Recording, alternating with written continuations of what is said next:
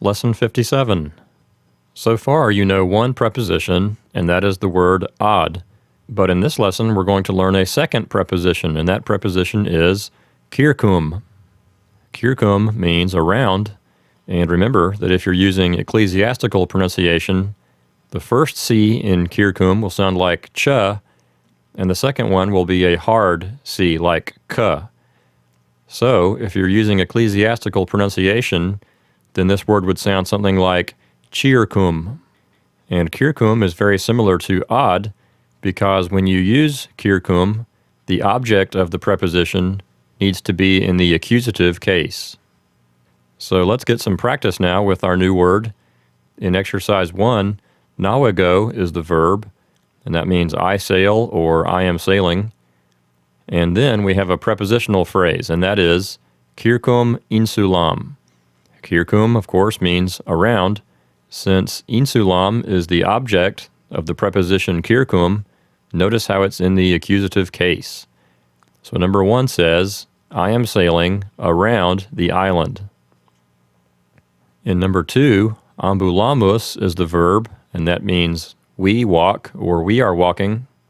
Saipe is the adverb, and we have a prepositional phrase, kirkum silwam, which means around the forest. So number 2 says, we often walk around the forest. In number 3, nawagant is the verb. That means they sail or they are sailing, but we don't need the word they that's included in nawagant because nautai is the subject. We have a prepositional phrase, kirkum insulam, which means around the island, and semper is an adverb. So number 3 says, the sailors always sail around the island. In number 4, ambulamus is the verb. That means we are walking or we walk. And the prepositional phrase ad kasam means to the house. So we are walking to the house. In number 5, we have the word said, dividing up this sentence into 2 smaller independent clauses.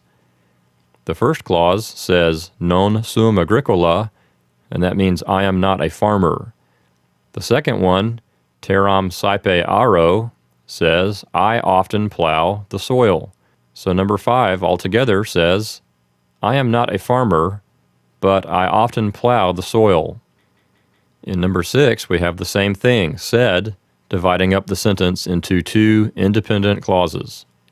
The first clause, non es poeta, says you are not a poet. And the second one, tabulas semper portas, says you always carry writing tablets. So altogether, number 6 says, you are not a poet, but you always carry writing tablets. In number 7, we have the word et being used twice to mean both and. Spectas is the verb, and that means you watch or you are watching.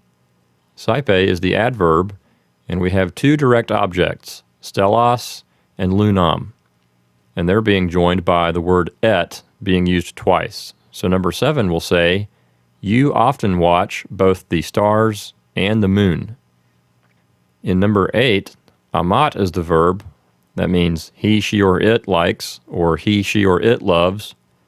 But we don't need the he, she, or it because nauta is the subject, and skafas is the direct object. So number 8 will say, the sailor loves boats. In number 9, we have the word said, dividing the sentence into 2 independent clauses.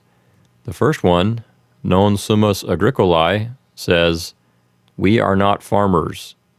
And the second one, teram amamus, says, we love the soil. So number 9 altogether will say, we are not farmers, but we love the soil. In number 10, we have the word et being used twice to mean both and. Amo is our verb, and that means I like or I love, and we have 2 direct objects, octam and silwam. So number 10 will say, I love both the seashore and the forest.